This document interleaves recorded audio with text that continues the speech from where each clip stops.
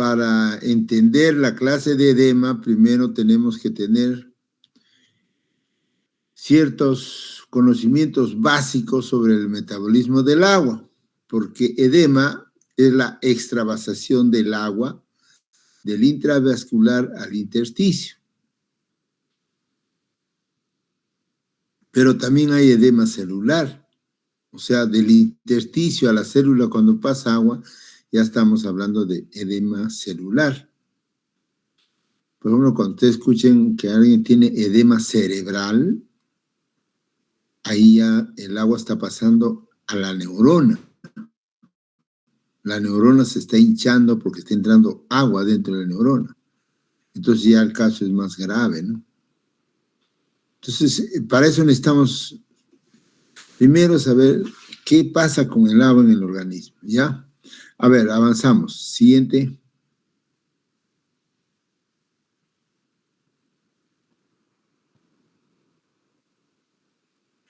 Next. Nada.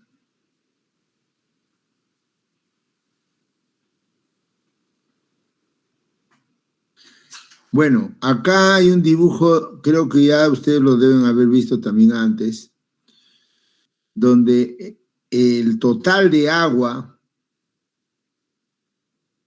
en una persona del sexo femenino, fíjense, tiene 55% de su peso es agua.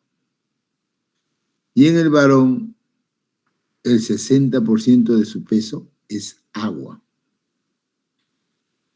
De ese 60%, 2/3 están dentro de la célula, de las células en general, tanto de la piel, del riñón, del pulmón, del cerebro, del intestino.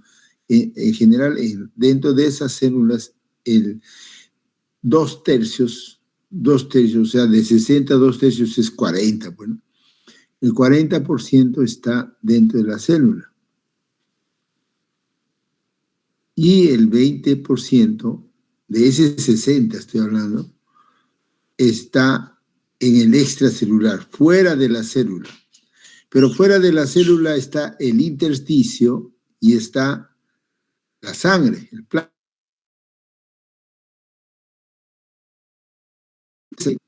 20%, 80% está en el intersticio y solamente un 20% en el plasma. ¿Ya? Entonces son compartimientos que tienen agua. Constantemente constantemente ese agua está pasando de un lado para el otro y regresando, llevando el calcio, el fósforo o eliminando el CO2. Es decir, hay un intercambio permanente entre esas cámaras de agua. No están detenidos, sino hay un intercambio permanente. Y ahí hay al costado un dibujito de lo que es el plasma, ¿no? En el plasma tenemos, a ver, una célula que está en un cuadrito arriba, una célula de color naranja clarito, con su núcleo. Está el intersticio, que viene a ser el celeste, el espacio celeste, y el intravascular, que viene a ser el rosado. Cuando el agua sale en exceso del vaso, ¿no? De las venas, de las arterias, o sea, en general en los capilares es el intercambio de agua. Del capilar se sale el agua, demasiada agua se sale al intersticio, se llama edema. Y si del intersticio pasa demasiado agua a la célula ya se llama edema celular. Y como ya deben suponer, si hay un edema celular, esas células no van a funcionar bien y el paciente va a estar en un estado grave. Edema celular ya es un momento grave que está pasando un paciente. ¿Ya? Ponte una caída, una caída del segundo piso de cabeza, se golpea el cerebro y se comienza a hinchar. Se han roto vasos, se han salido sangre al intersticio y del intersticio tanto líquido ha salido que ya comienza a pasar a la célula y el paciente comienza a convulsionar y pierde el conocimiento, no reconoce las personas, nada. Uno lo que tiene que hacer es disminuir el edema y el paciente comienza a despertar, ¿no? Hay tratamiento de eso, ¿no? Felizmente. Muy bien. La siguiente diapositiva.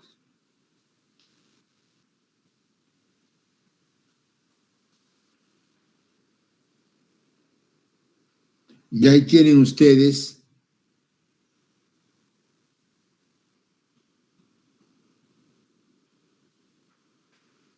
porcentaje de agua en el cuerpo.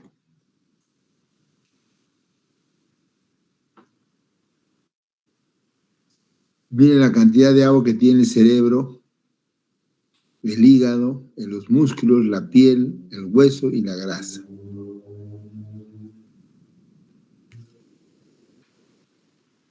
Es referencial, no vayan a pensar que yo voy a hacer una pregunta, a ver qué porcentaje de agua tiene el cerebro. Esa pregunta está proscrita, no se debe hacer nunca, porque ustedes revisan otro cuadro de otro autor y van a encontrar que no es lo mismo, es parecido, pero no es lo mismo.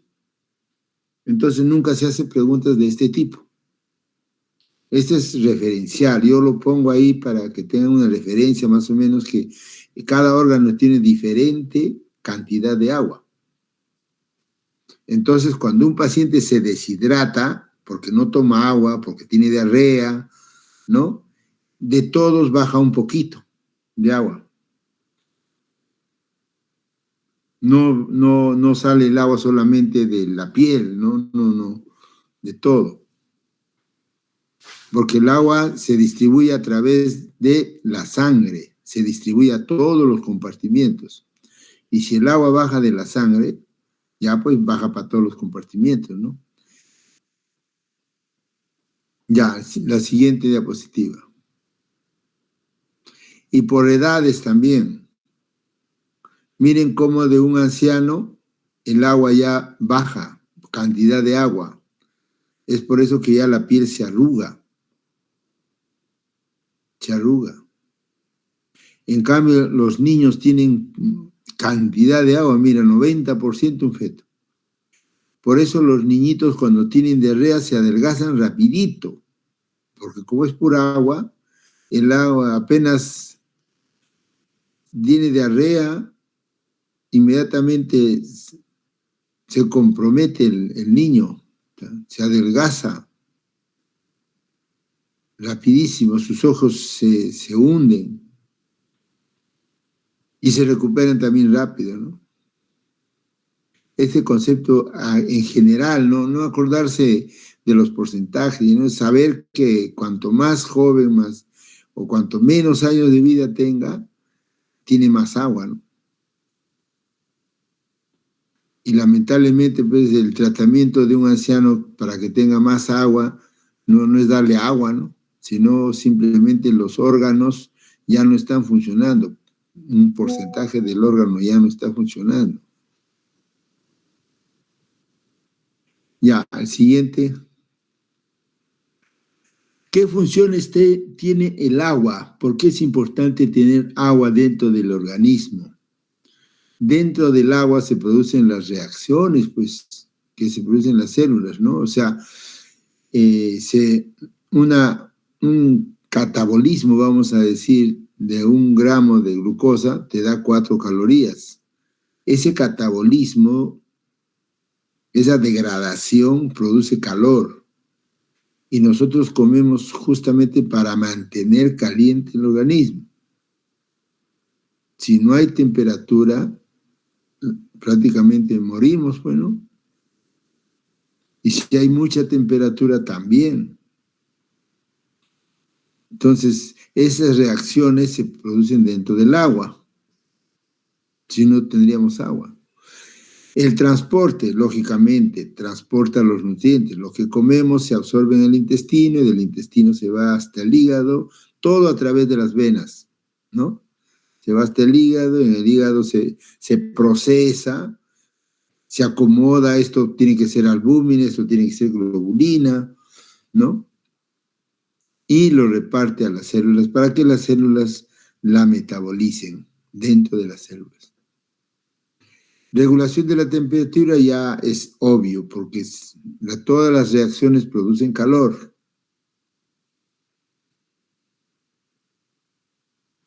Eliminación de sustancias de desecho, así como sirve para transportar los nutrientes de retorno, las venas retornan con sustancias de desecho, ¿no? La urea, la creatinina, el exceso de alguna sustancia que hemos tomado. Si hemos tomado alcohol, inmediatamente el organismo lo elimina el alcohol a través de mezclado con el agua y se va al riñón, se va a la piel, se va al aliento, ¿no?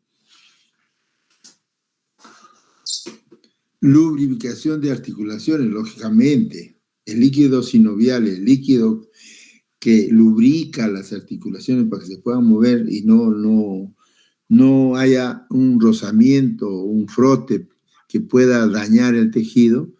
La saliva, por ejemplo, es otro lubricante, ¿no? ¿Qué haríamos sin la saliva? No podríamos comer, no podríamos elaborar el bolo alimenticio. Entonces, para eso es importante la lubricación. Componente esencial de muchos líquidos, lógicamente para el páncreas, para soltar sus enzimas, tiene que soltarlo a través del líquido pancreático, ¿no es cierto? Igual a bilis. Ya el siguiente.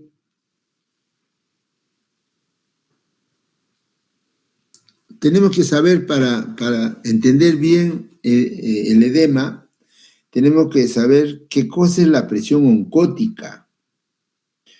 Le dicen coloido osmótica también, porque al final las proteínas, ustedes saben que cuanto más proteínas tiene un líquido, se vuelve como gelatina. Por eso es un coloide, como gelatina. Entonces el otro nombre es coloide osmótico. Entonces la presión oncótica es la presión hidrostática resultante del efecto osmótico ejercido por las proteínas dentro de un espacio específico. No se entiende bien, ¿no? Cuando uno lo lee, yo lo voy a decir en castellano. La presión oncótica atrae agua hacia donde está el compartimiento. Las proteínas jalan agua. ¿Qué quiere decir? Si supongamos, dentro de los vasos, de los capilares, ¿no? Dentro del capilar, tenemos 12 gramos de proteína y con eso tenemos 5 litros de sangre. ¿No es cierto? 12 gramos de proteína cada 100 centímetros cúbicos de agua. Entonces, está manteniendo esa cantidad de 5. Si en caso la proteína aumenta, yo le pongo a la vena proteínas en cantidad, aumenta a 15, entonces va a jalar agua hacia ese espacio. La presión osmótica es jalar, atraer agua hacia ese espacio. Entonces mi sangre va a comenzar a subir porque como ha aumentado las proteínas, van a jalar agua hacia ese espacio. Eso se llama presión oncótica. Es una presión de atracción hacia el lugar donde se encuentran las proteínas. Para que tengan una idea, hemos visto en la primera lámina, que el intersticio se lleva 2/3, ¿no? Y 1/3 nomás se lleva la sangre. Quiere decir que en el intersticio hay más agua porque hay más proteínas. Y esas proteínas están jalando el agua, no deja que se pase del intersticio hacia la luz del vaso, no deja que se pase, porque están las proteínas ahí. Pero las proteínas del intersticio son fabricadas por la célula y son vertidas al intersticio. Y del intersticio son vertidas hacia el vaso, a las capilares. Ese es el camino. Entonces, tiene que haber un equilibrio constante entre la cantidad de proteínas dentro de la sangre, la cantidad de proteínas dentro del intersticio y la cantidad de proteínas dentro de la célula. De esta manera se conservan esos porcentajes que ustedes han visto al principio. Si se modificara del intersticio, bien difícil modificarlo. De la célula, bien difícil modificarlo. El único que se puede modificar fácil es del vaso. No comiendo proteínas, entonces no, el hígado, ¿qué proteínas va a mandar a través de los vasos? Pues de las venas. Entonces ahí baja las proteínas. Al bajar las proteínas, no hay quien jale dentro del vaso, el agua se sale hacia el intersticio. Se sale. Y produce edema. Una de las causas de edema es porque disminuye la presión oncótica dentro del vaso. O sea, disminuye la cantidad de proteínas dentro del vaso. Pues gracias a la proteína el agua no se iba porque atrae agua. Atrae agua. Es como un pedazo no sé, una bolita pequeña que chupa agua, que absorbe agua.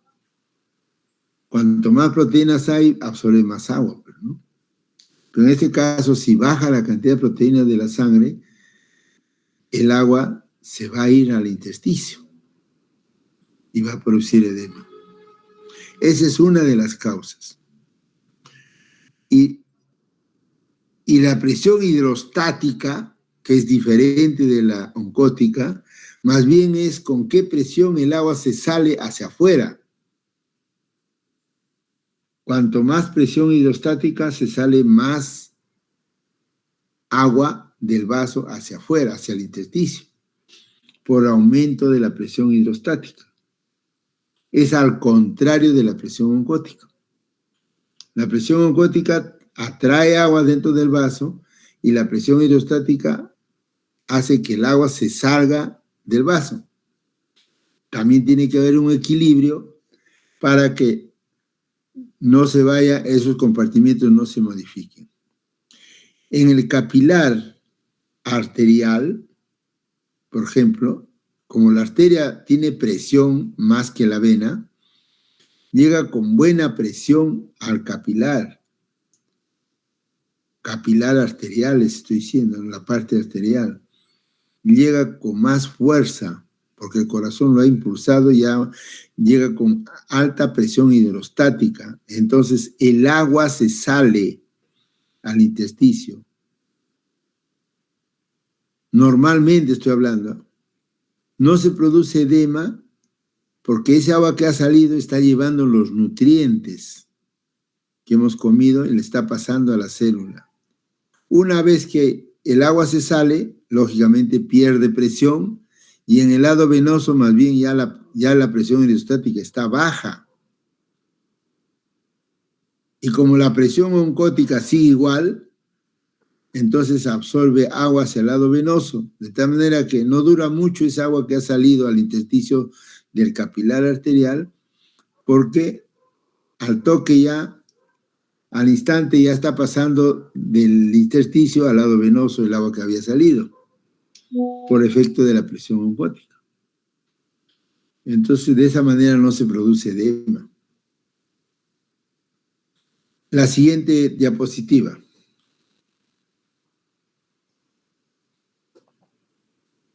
Y acá está lo que hemos hablado. O sea, son 4 fuerzas. En el dibujo de un vaso arriba a la derecha, ahí dice, ¿no? La presión hidrostática, hay una flecha que hace que el agua se salga.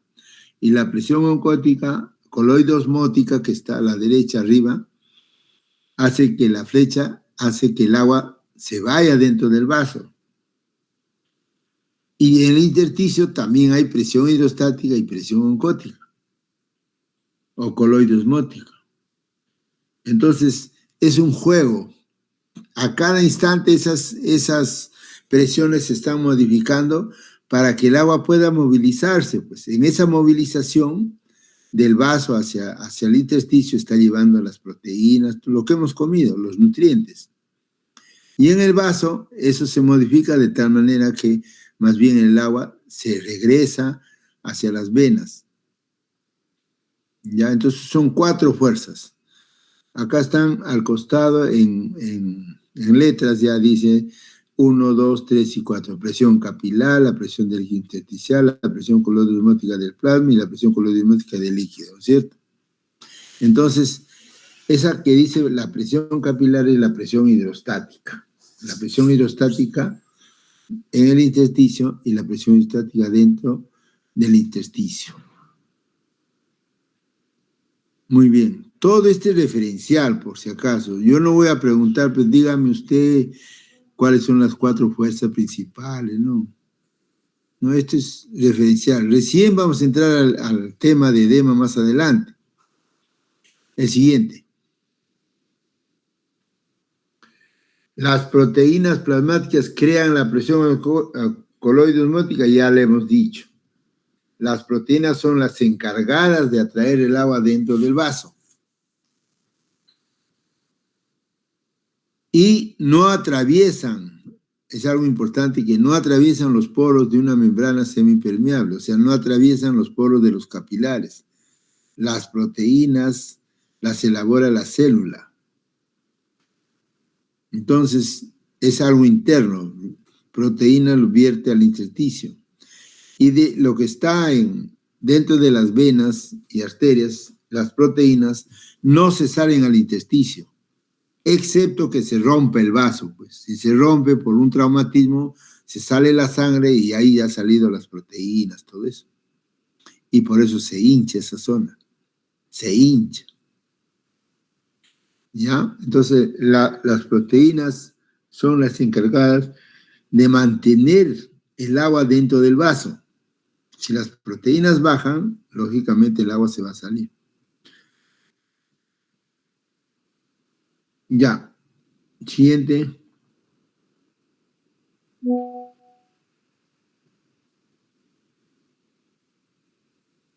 Bueno, este también es para conocimiento, que dentro del vaso la presión coloidosmótica es de 28.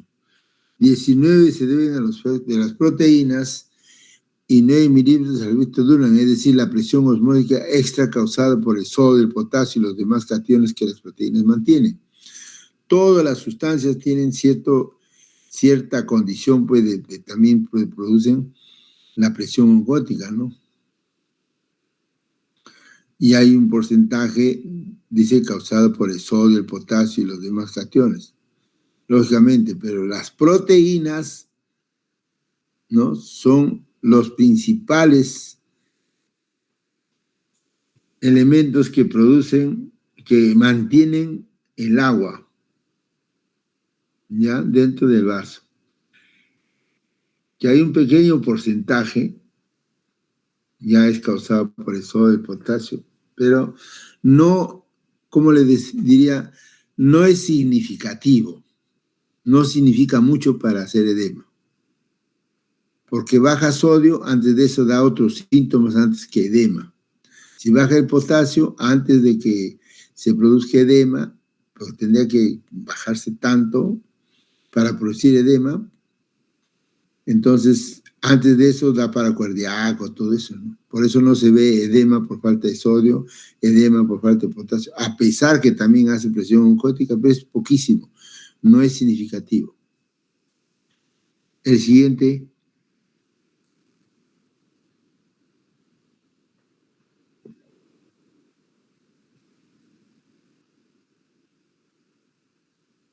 Ya parecido a la lámina anterior, aproximadamente el 80% de la presión es consecuencia de la presión de albúmina y el 20% de las globulinas, y casi nada del fibrinógeno. Ahí está también el sodio, el potasio, ¿no? El componente más importante es la albúmina, volvemos a repetir. El que mantiene la cantidad de agua dentro de las venas o arterias, ¿no? Siguiente. Y también el metabolismo tiene que hacer la hormona antidiurética, pues. Porque si no, el agua se saldría por el riñón a cada rato. Porque la hormona es antidiuresis. O sea, cuando tú le aplicas hormona a un paciente, el paciente no orina. Porque la hormona es antidiurética. Yo le pongo hormona y el paciente no orina. Entonces yo tengo que inhibir a la hormona que no suelte la hipófisis posterior, la hormona con sustancias. Por ejemplo, el alcohol, cuando uno toma alcohol, inhibe a la hormona antidiurética. Como inhibes a la hormona antidiurética, comienzas a orinar bastante. De tal manera que orinas más de lo que tomas. Ya, entonces te deshidratas. Y las personas se hacen una gran pregunta. Yo he tomado bastante agua en la cerveza. He tomado bastante agua. Supongamos ha tomado 6 cervezas, 6 litros. Bueno, vamos a suponer ya 4 litros, pues, porque no tiene 1 litro la cerveza, sino menos. 4 litros ha tomado de alcohol, pero que ya tiene agua, ¿no? ¿Cómo es que al día siguiente yo amanezco con sed? Dice. Si más bien me he hidratado. ¿Por qué? Porque si ha tomado 4 litros y ha inhibido a la hormona antidiurética, ha orinado 7 litros.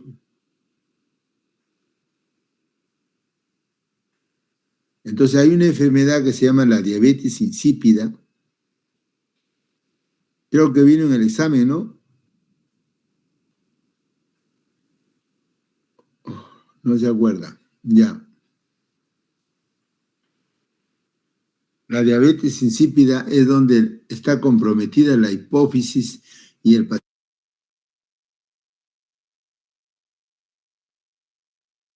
agua al día porque no tiene hormona antidiurética. Se ha destruido esa zona de la hipófisis posterior. Ya, esa es la función de la hormona antidiurética. Entonces, la hormona antidiurética también, pues, acá dice, es una de las principales defensas del organismo para ahorrar agua. Como es antidiurética, entonces si un paciente tiene hemorragia, está perdiendo sangre, está perdiendo con la sangre, está perdiendo plasma y con el plasma está perdiendo agua. Entonces la hormona antidiurética hace que no orines. 0 orina. Es un indicador de que el paciente está recontra deshidratado. Entonces cuando viene un paciente por diarrea, así, uno le pregunta si está orinando. Y si te dice no orino, ya un día que no orino porque estoy con diarrea, quiere decir que su deshidratación es moderadamente grave. Ya está yendo a la gravedad. Pero si me dice orino normal, doctora, tu deshidratación es leve, pues. ¿No? Ya. La siguiente.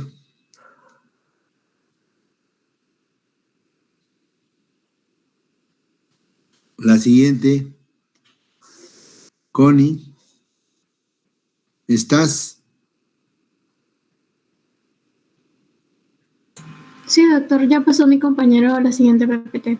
Ah, tu compañero está pasando. ¿Cómo se llama tu compañero? Sí, me está llegando. ¿Cómo? Elvis. Henry. Elvis. Ah, Elvis. Sí. No, el visitador, Elvis. Ya. Ya, estas son las funciones de la hormona antidiurética: actúa reabsorbe agua. El agua que había filtrado en el riñón se reabsorbe y no orina nada. Si la hormona no está presente, como hemos dicho, el paciente comienza a orinar agua en cantidad. Entonces, el agua que elimina es agua pura, prácticamente no tiene ya mucha tonicidad. Hipotónica.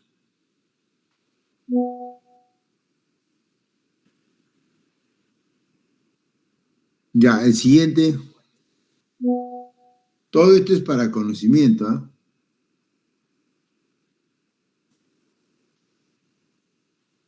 Ahí tienen ustedes dónde actúa la hormona antidiurética en el tubo colector, absorbiendo todo el agua, toda la orina que estaba saliendo, ahí lo agarra y lo absorbe todo, ¿no? Ya había pasado el asa de Henle, todo, y en el tubo colector lo agarra. Ya, siguiente. Esta es una manera de medir más o menos cuánto de agua todos los días se mide a los pacientes que tienen algún problema de deshidratación. Se le tiene que controlar diariamente de esta manera. ¿Cuánto de agua ha tomado? Ingresos. Si ha tomado de 100 a 130, por ejemplo, que es lo normal. Esta es una tabla normal. Normalmente nosotros tomamos de 100 a 130 adultos de 1.700 a 2.700, de 1.700 a 2.700 centímetros cúbicos de agua. Ahí está incluido el agua de las frutas, el agua del desayuno, el agua, pues, ¿no? No lo tomamos como agua pura, sino en otros alimentos que tienen agua. El desayuno, la sopa, ¿no? El cafecito, todo eso se suma y más o menos sale 1.700. Dependiendo, tiene que ser variable, pues, porque no todos tomamos medido, ¿no? Hay días que uno toma más agua, menos agua. La agua de oxidación sí es igualita en todos. El 300 es para todos. ¿Ya? Total de 2.000 a 3.000 centímetros cúbicos de agua ingresa al organismo diario. Y tiene que salir la misma cantidad, porque si no sale, ese agua que se queda, ¿a dónde se va? Si se va al intersticio, va a producir edema. ¿Se dan cuenta? Yo tengo que hacer ese balance diario cuando un paciente está hospitalizado, sobre todo si es cardíaco, está haciendo edemas, ¿no? A él le tengo que hacer esta tabla. Bueno, para los pediatras la tabla les interesa la parte de lactantes y niños, ¿no?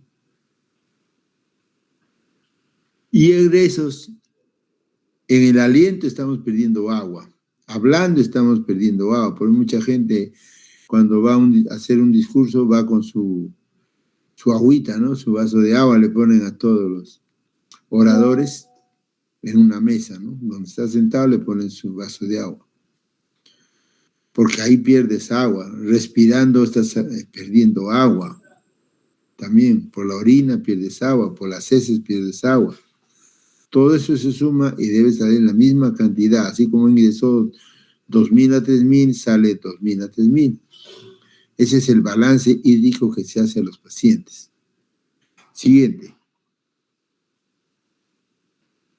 Ahí está el de los ingresos, ya hablamos. Y el agua de oxidación, esos 300 centímetros cúbicos, nace de esto. El consumo o la oxidación de 1 gramo de carbohidrato, de glucosa, te produce 0.55 mililitros de agua. Y 1 gramo de proteína, 0.41, y el que más te da agua es la grasa.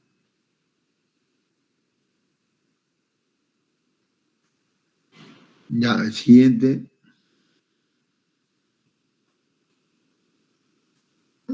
Acá está una explicación más o menos la oxidación de lo que les decía, pues, en el hígado, ¿no?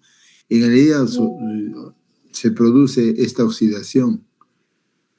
Los carbohidratos se transforman en un 60% de su pase en agua metabólica. Las proteínas 40% y las grasas 100%. Producen más agua. Su metabolismo de la grasa. Cuando tenemos el riñón sano no es problema para los organismos. Se produce mucha agua, pues comí muchas grasas, el metabolismo de esa grasa produce mucha agua. Entonces, viene la hormona antidiurética, regula eso y te hace orinar, pues. O sea, la hormona antidiurética disminuye su concentración, no tiene mucho efecto y comienzas a orinar y se reguló tu agua, ¿no? Eso es cuando tenemos todo normal, pero si tuvieras un paciente con un problema renal, ya pues ¿qué va a poder? Ese paciente va a hacer edema, ¿no? Va a retener agua. Siguiente.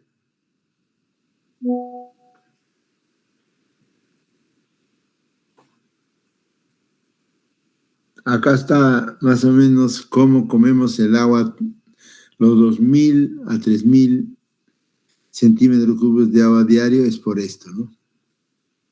El agua visible en la bebida o la sopa, el caldo, ¿no? Y el agua oculta en las verduras y frutas. Ya de la oxidación ya hablamos. Siguiente. Ahí están las pérdidas insensibles que les decía a través del pulmón, 600 metros cúbicos por día. Orina de 600 a 1.200 orinamos por día. No se puede hablar de una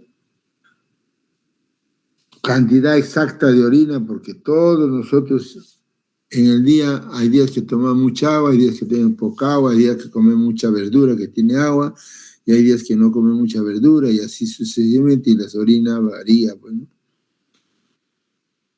En las heces se acostumbra a poner 100.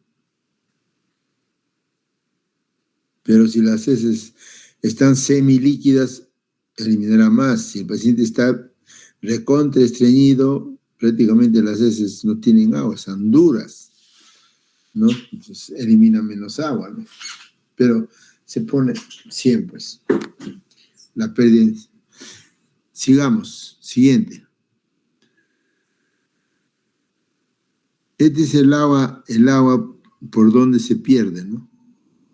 A partir de la piel, con el sudor, de las glándulas sudoríparas, por lágrimas, por la respiración, lo que le decía, por los riñones y por el hígado hacia la bilis, ¿no?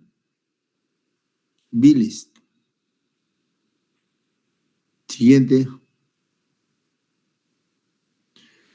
Ya. Entonces, si tuvieran alguna pregunta hasta acá, porque ya ahora sí ya vamos a hablar de edema. Ya se entendió todo cómo se metaboliza el agua y ahora vamos a ver lo del edema.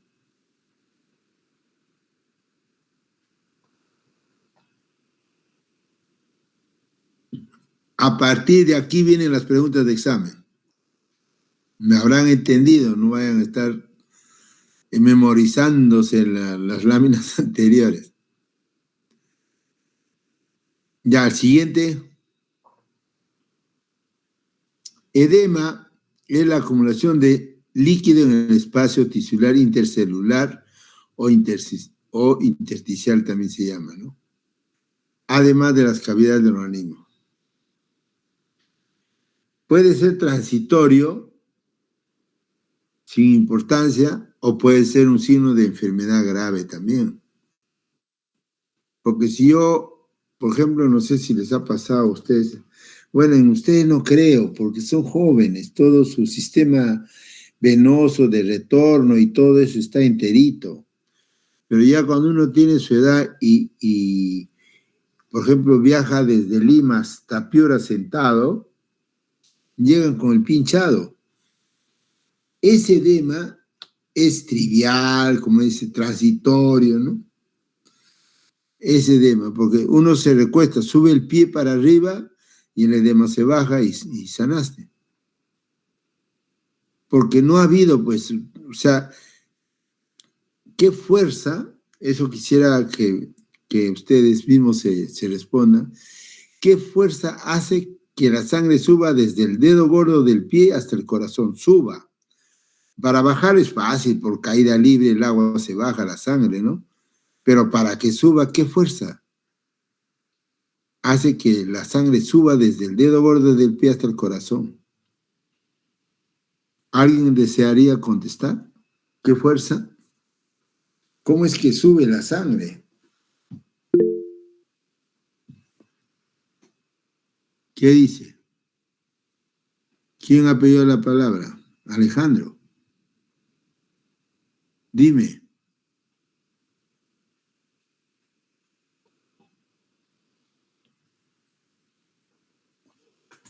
Por fuerza de capilaridad, profesor, ¿puede ser?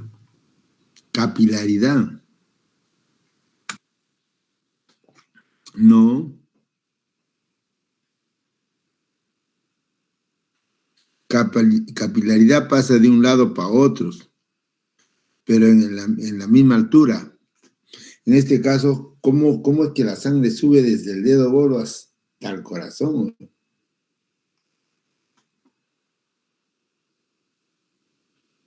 Por eso a las personas les sale varices en los pies, porque la sangre quiere subir y no puede cuando falla ese sistema.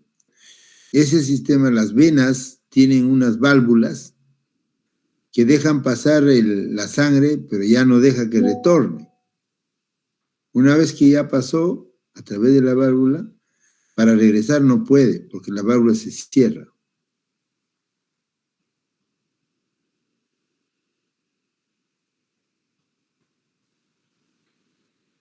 Entonces, las válvulas son elementos al final que no intervienen pues, en el impulso de la sangre. Ellos no impulsan la sangre.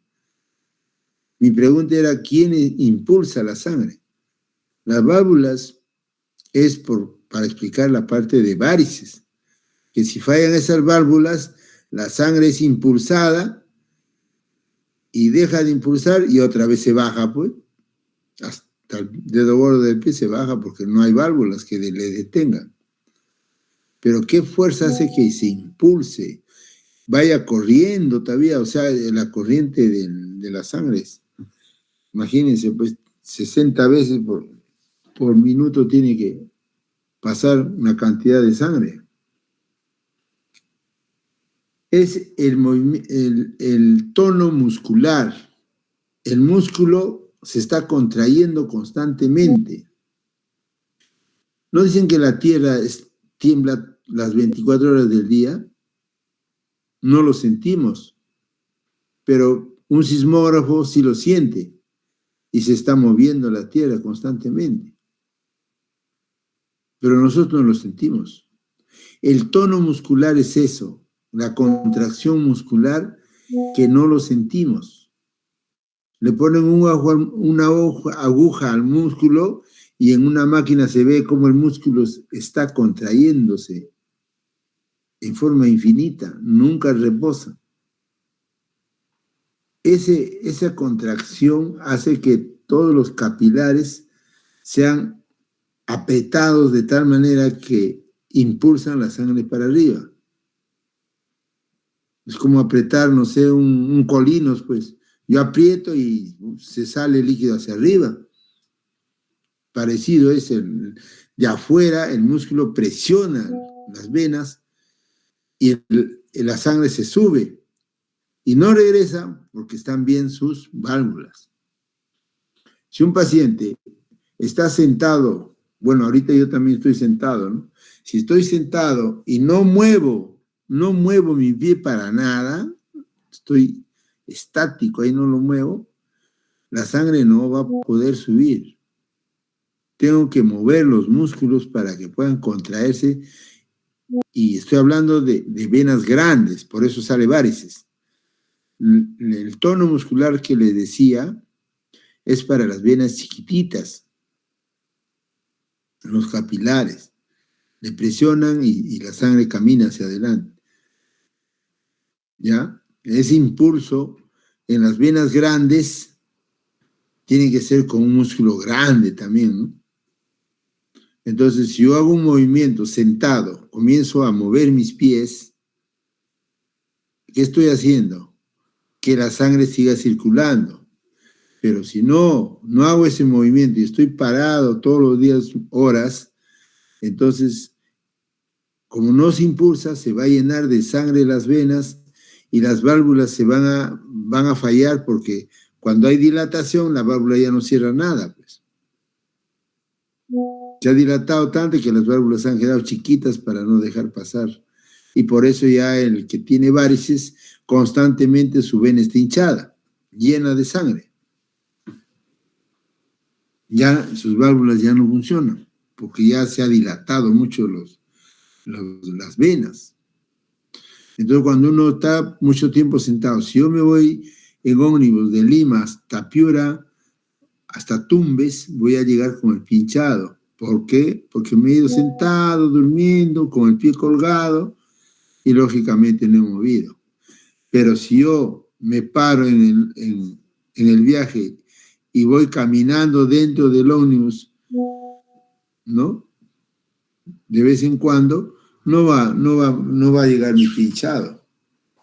Entonces, la contracción muscular hace que haya... Ese hinchazón es un edema tibial transitorio, ¿ya? Mire, ¿cuánto nos hemos demorado en explicar qué es trivial y transitorio? Ya, siguiente.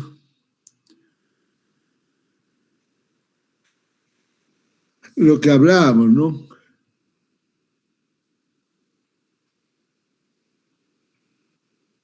Del intravascular, ahí tiene la presión hidrostática, hace que el agua se salga, y la presión hidrostática dentro del intersticio hace que también se devuelva. Está hablando solamente de presión hidrostática ahí, ¿ya?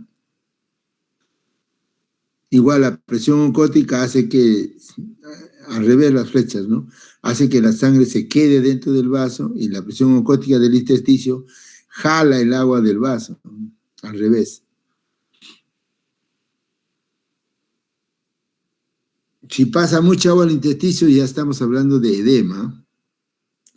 Y al siguiente.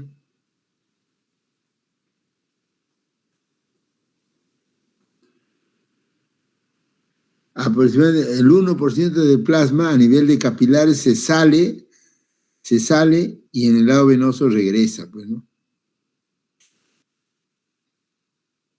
El mismo líquido que sale de los vasos sanguíneos hacia el espacio intersticial debe volver hacia los vasos, porque si no, si se queda un poquito de agua ya se dematiza esa zona, ¿no?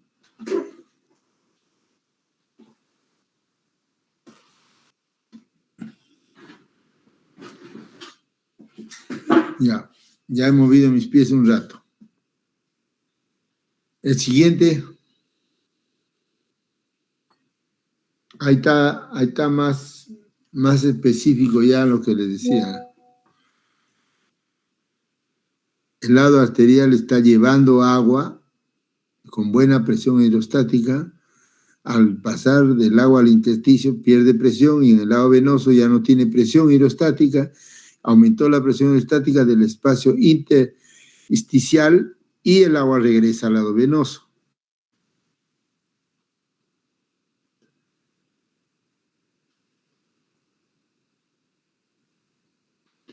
Acá dice la tasa de absorción de líquidos es menor que la tasa de filtración, por lo que hace falta un segundo mecanismo que recoge el exceso de fluido filtrado hacia el líquido intersticial. Eso es cierto. Yo decía que la misma cantidad de agua que se filtra al intersticio, la misma cantidad debe regresar al lado venoso para que no exista edema. Pero acá está diciendo que no es igual. Y tienen que creerle al libro, no a mí, pero yo tengo mi explicación para eso. que la tasa de reabsorción de líquidos es menor que la tasa de filtración. Entonces se queda un poco de agua dentro del intersticio. Dice, falta el segundo mecanismo que recoge el exceso de fluido. Y el segundo mecanismo que saca el agua del intersticio son los vasos linfáticos. Los vasos linfáticos. La linfa, ¿ya? Siguiente.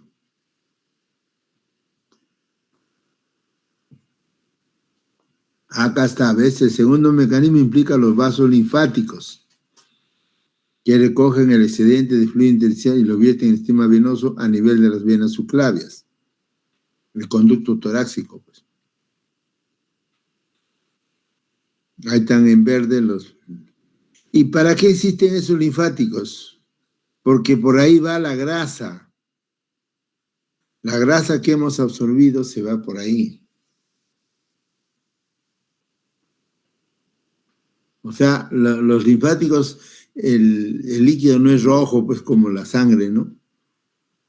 Sino es blanco, lechoso, porque está lleno de lípidos. Vamos a decir manteca, para que ya no se olviden que es color blanco, más o menos, lechoso, como color manteca, pues, ¿no?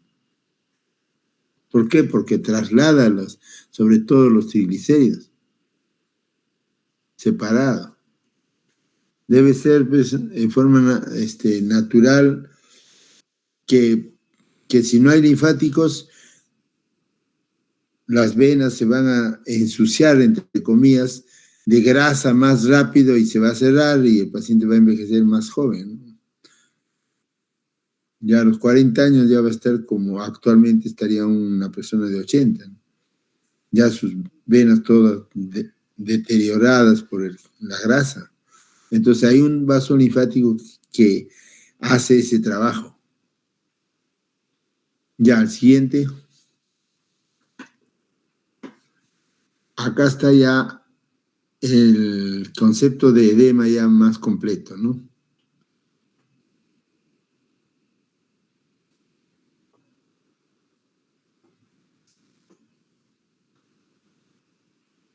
Lo que hicimos al principio, líquido extracelular, 20%, plasma el 5% y líquido intersticial 15%, ¿no?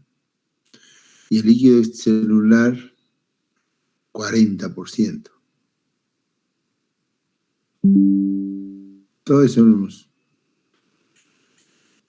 La presión hidrostática en la porción arterial es de 30 y la presión oncótica de 20. Ahí está, esto va a explicar mejor lo que tanto he hablado. La presión hidrostática es que hace que el agua se salga del vaso hacia el espacio intersticial. Pero hay una presión que le impide que vaya a 30 milímetros, que es la presión oncótica que atrae el agua. Serían 20.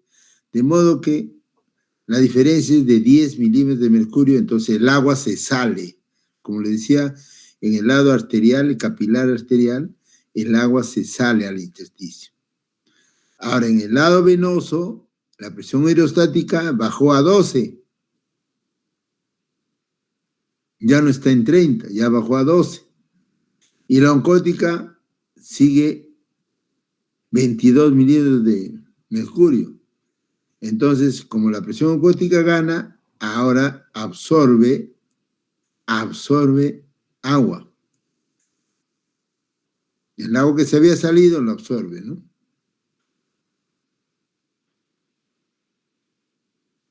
Y un 10% restante de absorción linfática. Ya eso también lo hemos explicado.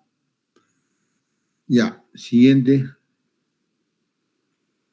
El edema se forma cuando, ahí está dibujado clarito, como del lado arterial viene y el agua se sale. Hay una presión oncótica de color amarillo y la presión hidrostática de color rosado. De esa diferencia de los dos ya nos ha dicho que es 10 milímetros de mercurio. Entonces se sale el agua, que está en rojo, Y en amarillo está que regrese el agua hacia el... Lo mismo en otra forma, ¿no? Explicado de otra forma. El siguiente.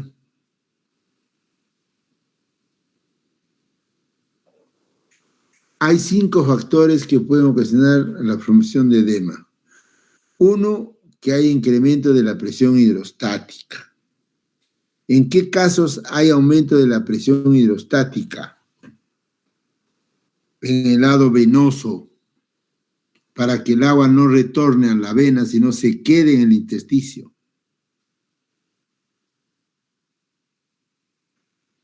Cuando la circulación venosa está dificultada porque el corazón no le recibe la sangre que le está llevando.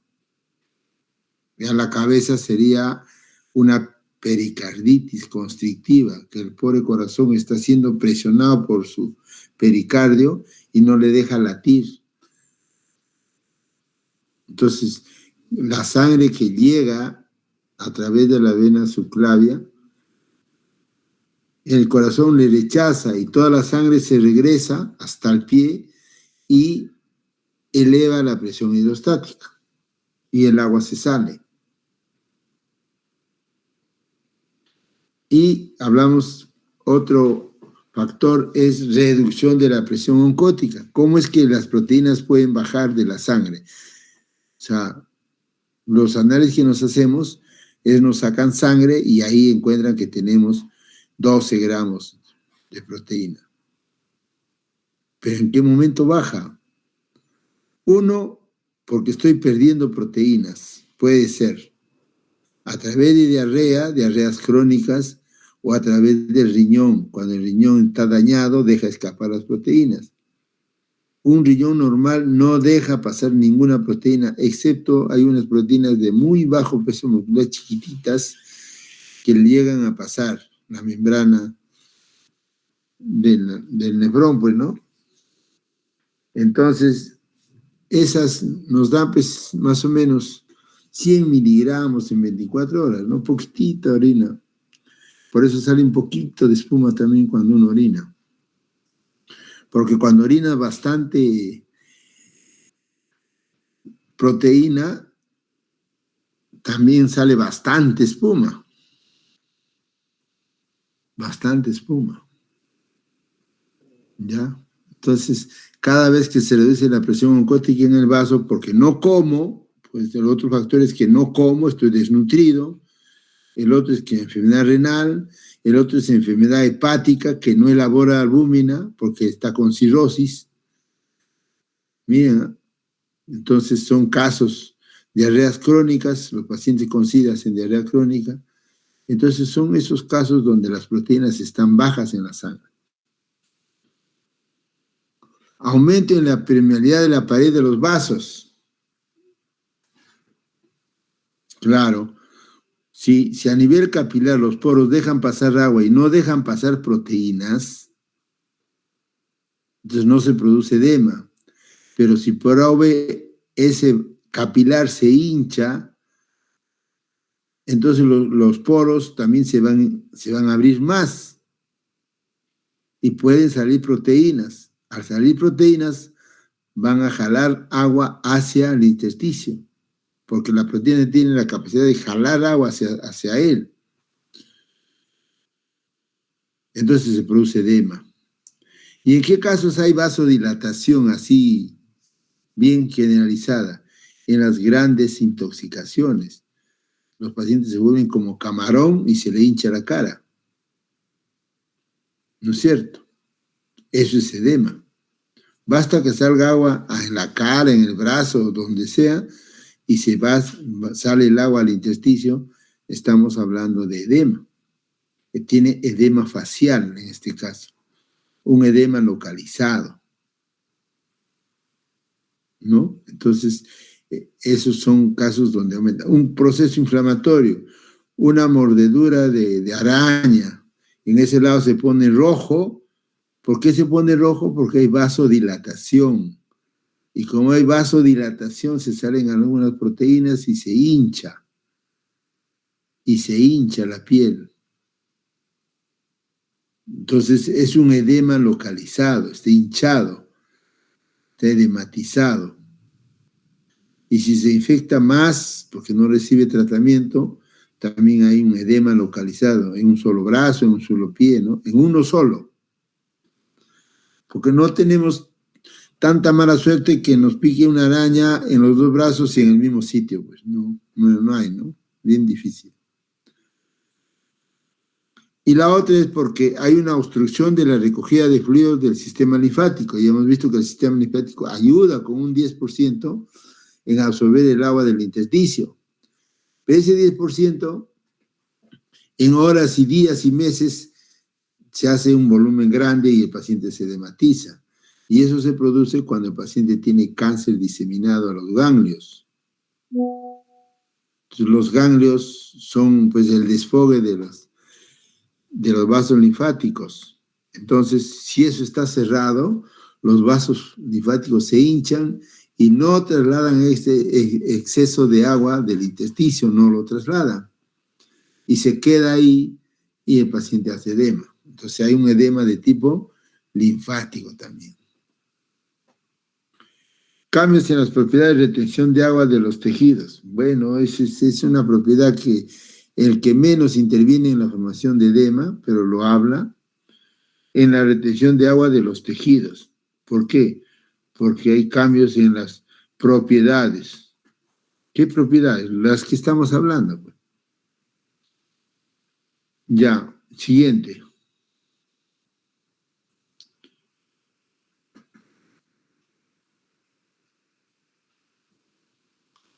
Lo mismo, ¿eh? Lo mismo. ¿Por qué puede haber edema? Por aumento de la presión hidrostática, en caso de insuficiencia cardíaca, dijimos, ¿no? Por disminución de la presión oncótica, en el caso de hipoproteinemia, ya ustedes saben, causas de hipoproteinemia, enfermedades del hígado, el riñón deja escapar proteínas, diarrea crónica no deja que se absorba lo que come.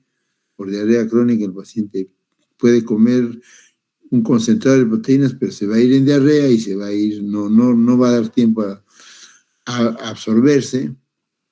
Entonces, eso es disminución de la presión oncótica. Aumento de la permeabilidad capilar, cuando hay inflamación, infección, se hincha esa zona, un forúnculo está hinchado, una celulitis está hinchado, pero es local, en un solo lado. Y obstrucción linfática, ya dijimos, en los cánceres, sobre todo de mama, cuando invade los ganglios de la axila, todo el sistema linfático del brazo se ve afectado y el paciente se le hincha un solo brazo. El diagnóstico de edema se hace mediante una pinza con los dedos buscando el signo equivalente de la fovea. ¿Qué dice acá? El diagnóstico de edema se realiza buscando la depresión de la piel y tejido subcutáneo al presionar con un dedo contra el relieve óseo o de la fovea. ¿Estamos de acuerdo? Y esa fovea, ese hundimiento que ustedes están viendo en las tres figuras, la de la derecha deja como un hueco cuando presionas, eso se llama fovea. Entonces, yo tengo que buscar si tiene fovea, y si tiene fovea, diagnóstico edema. Si está en un solo sitio, edema localizado, y si está distribuido en los dos pies simétricamente, los dos se le han hinchado, ese es un edema sistémico, general, enfermedad del hígado, del riñón, del corazón, afecta a los dos, pero si es en un solo lado, o es linfático, o es infeccioso, ¿no? Celulitis. ¿Y qué cosa voy a tener en cuenta cuando ya tengo un edema? La distribución les acabo de decir, si es local o es sistémico. La consistencia del edema por obstrucción del sistema linfático es duro. Y la de la hipoproteinemia, o sea, la disminución de la presión oncótica, el edema es bien blandito, como hacer un hueco en una mantequilla, ¿no? Y la coloración, pues si está rojo vivo, es una celulitis, ¿no?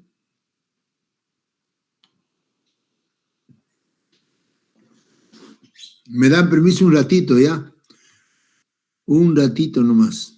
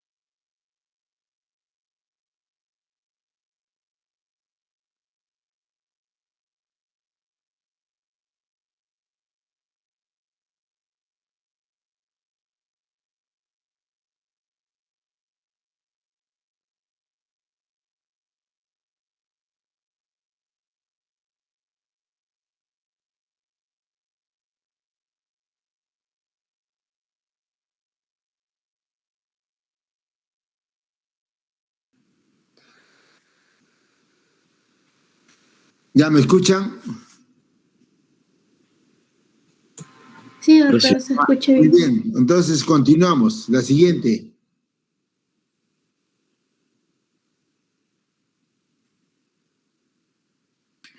Ya, entonces tenemos que ver la temperatura. Si es caliente, es infeccioso.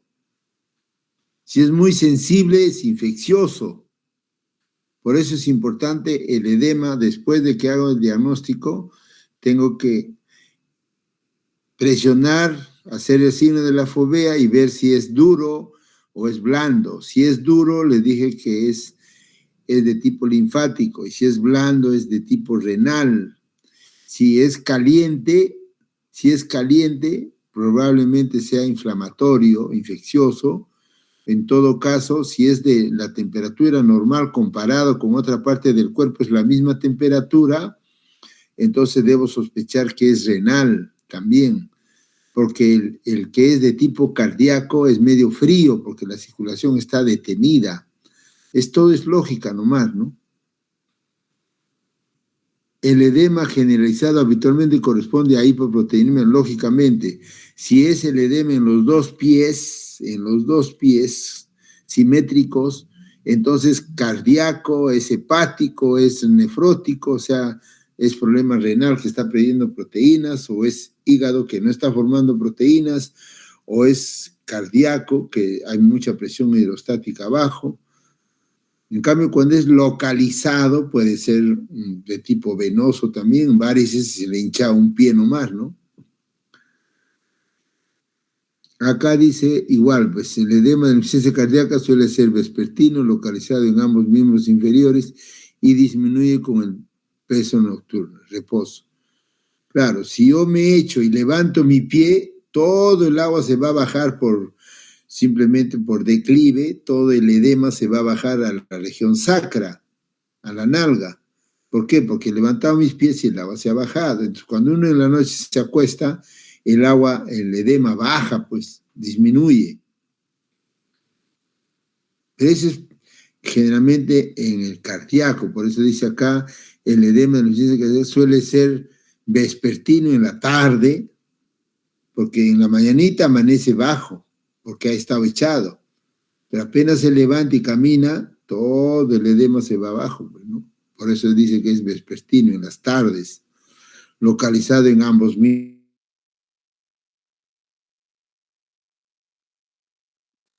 Edema localizado en un brazo, una pierna, o este tipo linfático, le dije un cáncer de mama, todo el brazo se le hincha, o en todo caso es un proceso inflamatorio, un traumatismo, una picadura de algún insecto, celulitis, ¿no? La consistencia también ya hemos hecho ya el edema duro, la obstrucción linfática, el edema blando suele ser renal, les dije, y claro, es más blando que el linfático, pues, ¿no? Por eso le han puesto acá cardíaco. El mixedema es el más duro que existe, pero ese es por un problema de hipotiroidismo. No es extravasación de líquidos, sino es de un coloide. Por eso se llama mixedema. La coloración, si es inflamatorio, si está infectado, está rojo, pues lógicamente, ¿no? Un forúnculo. El edema por hipoproteinemia es pálido, en cambio el del corazón es medio, si es por insuficiencia cardíaca es medio morado, pues la circulación está detenida y no hay buena oxigenación y es medio morado. En cambio la hipoproteinemia o renal es blandito y es blanco, o sea, pálido. Sabiendo esas características, ustedes pueden llegar al diagnóstico rápidamente del edema. El edema inflamatorio, lógicamente, que es caliente y es doloroso, muy sensible, pues, ¿no es cierto? ¿Y cómo se controla el edema? Cuando le doy tratamiento, le doy proteínas, si es que es por hipoproteinemia, ¿no? ¿Cómo controlo? Mediante el peso del paciente. Todos los días le peso y si está bajando de peso es que su edema está disminuyendo, está mejorando el tratamiento. Siguiente. Entonces, el edema generalizado generalmente, volvemos a repetir, es por problema cardíaco, hepático y renal. El edema localizado, trombosis venosa, en una vena se ha obstruido y se hincha la vena, bueno, y edema por aumento de la presión hidrostática. Angioedema es lo que les decía yo, de una intoxicación severa, se le hincha los labios, se le hincha el ojo, la cara en general, angioedema, obstrucción linfática, neoplasia de mama sobre todo, la insuficiencia venosa crónica por varices, pues, ¿no? Por varices, se le hincha un solo pie, y si tiene varices en los dos pies, se le va a echar los dos pies, pero es obvio que el edema, porque Ustedes van a ver que está acompañado de grandes paquetes varicosos en el pie, pues, ¿no? No es difícil hacer ese diagnóstico. El siguiente.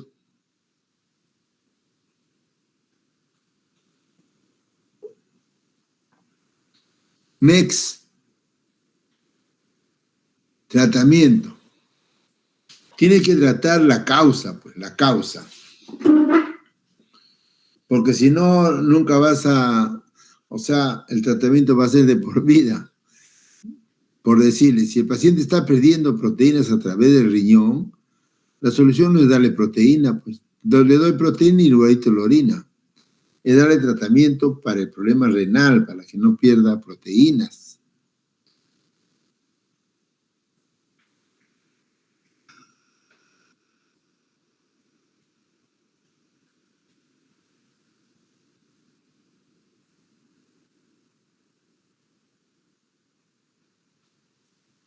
Ya, acá dice principios básicos para tratar el edema. Ya dijimos trastorno primario, pues que causa. Si es por insuficiencia cardíaca, tengo que tratar la insuficiencia cardíaca y se va el edema. Si es por problema hepático, hay que procurar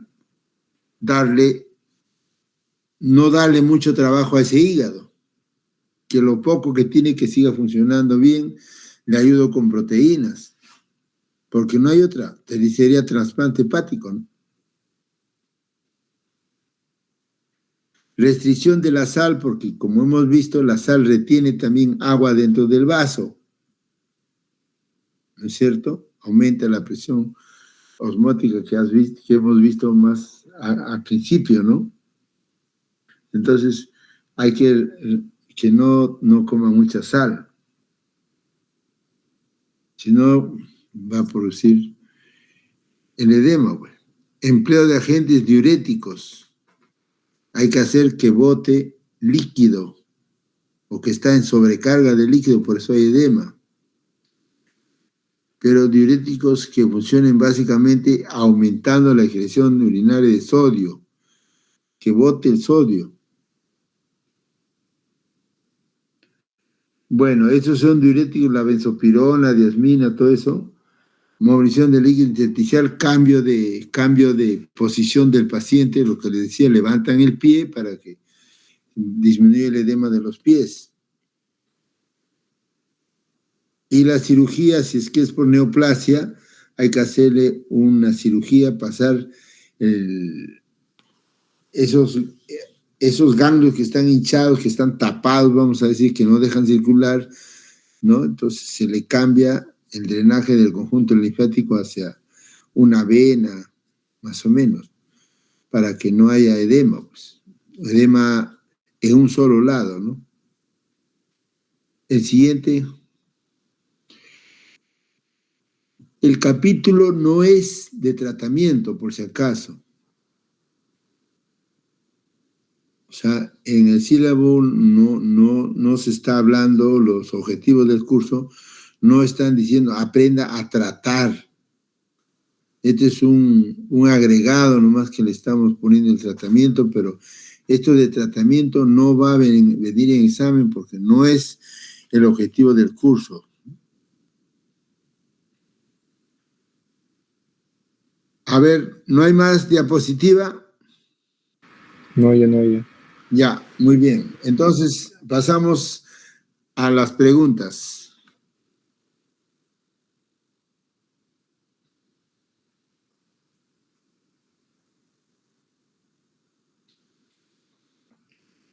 ¿Qué dice Elvis? ¿No hay preguntas?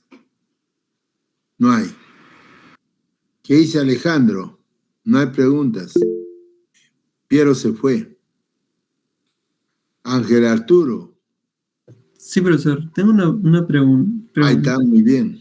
Digamos, si un paciente tuviera edemas tanto en las extremidades, en las manos y en los pies, ¿a qué se debería? Digamos, usted mencionó las causas cuando puede ser hepático, renal, etcétera. Ahí se vería también a la mala circulación, digamos,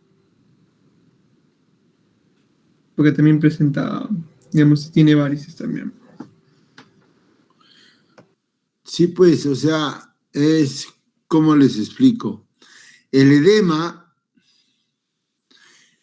si no se trata, va ascendiendo.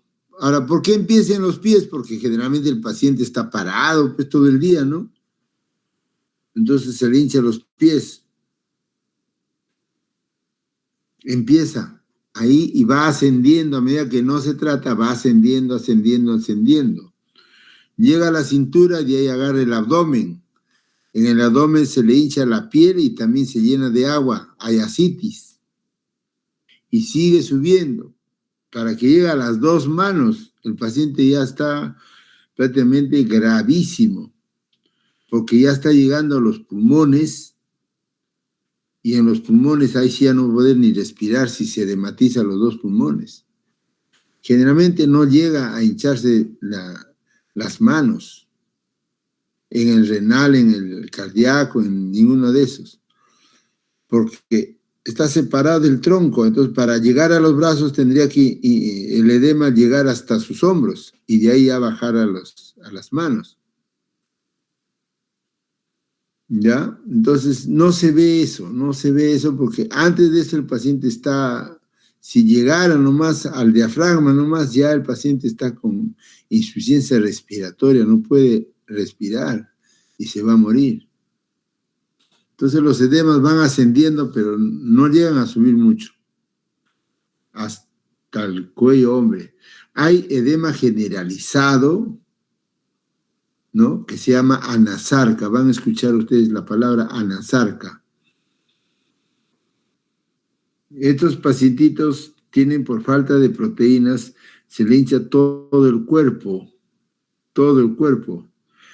hasta la cara. Pero ese no es agudo, es crónico. Y más se ve en niños. En adultos casi no se ve. En niños. Entonces, la respuesta es que ese caso que me has presentado, que se le hinchan los pies y las manos también, es bien raro porque el paciente estaría gravísimo, ¿no? Estaría gravísimo. Y no llegan a eso, pues ya apenas le está faltando el aire, nomás ya están yendo al médico, a la emergencia.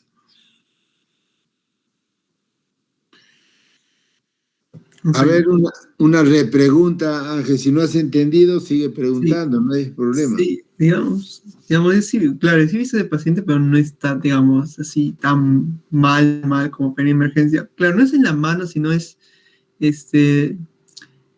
solo una primera parte del antebrazo, cerca a la mano, en los dos brazos. Pequeño, ¿no? Como un bulto de agua. Y de igual manera en los pies. Me estás preguntando qué cosa es. Ajá, ¿a qué se podría deber? ¿Qué tiene? ¿A qué se podría deber? Uh-huh. No sé, habría que palpar el edema, porque ya si me dices así que el edema ha saltado los pies y el antebrazo nomás. Nada más. El resto está sano. Sí. Ya eso podría ser mixedema, ¿no? Habría que palpar si está duro, blando, la temperatura, todo eso. Uh-huh. La temperatura normal y blando. Pero no es por hipoproteinemia, por si acaso, ni por corazón, ni por riñón. El riñón es hipoproteinemia, el hígado es hipoproteinemia. La diarrea crónica es hipoproteinemia. No es eso porque el edema va subiendo, se le hincha todos los muslos, todo grandazo, llega al abdomen y hace ascitis. Y este paciente que me dice no tiene nada de eso, simplemente se le ha hinchado cerca a las muñecas, en el antebrazo, y los dos pies. Sí.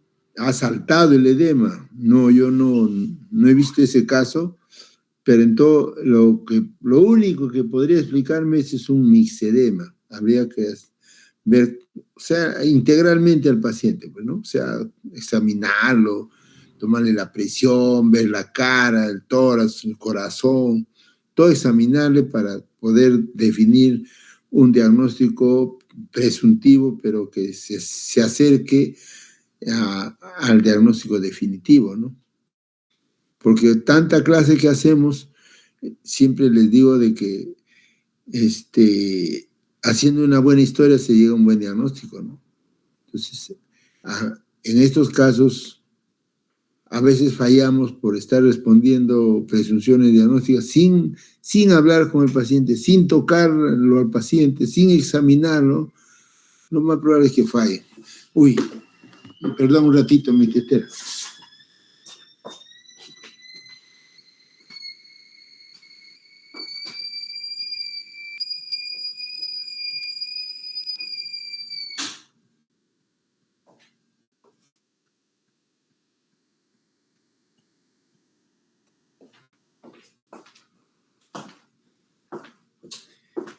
Listo.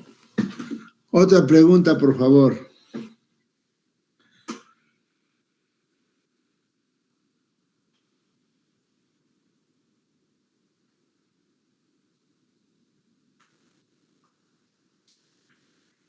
¿Qué pasó con los varones? He llamado puro varones, a Sebastián, Ángel, Alejandro, Elvis. Ya. Si no hay preguntas, ya terminamos la clase, ¿ah? Personalmente, por mi parte, ninguna pregunta, profesor. Muy bien. Ya. Entonces, creo que es la última clase, o hay una clase más, creo que hay para terminar ya el curso. A fines de este mes, los primeros días, y es el examen, ¿no? Sí, doctor, solo falta una clase teórica. Ya, entonces de ahí ya elaboraremos el examen. Por favor, Connie, me mandas en Excel me mandas la relación de alumnos en forma alfabética y con cuadritos donde diga primer examen teórico, práctico, segundo examen teórico, práctico y nota final, para pasar las notas y pasarle a ustedes también. ¿Ya? Ya, doctor. Ese mismo Excel lo voy a ordenar y se lo envío Muy bien. mañana. Ya. Entonces, buenas noches con todos. Gracias por su atención. Hasta pronto. Gracias, profesor. Muchas gracias.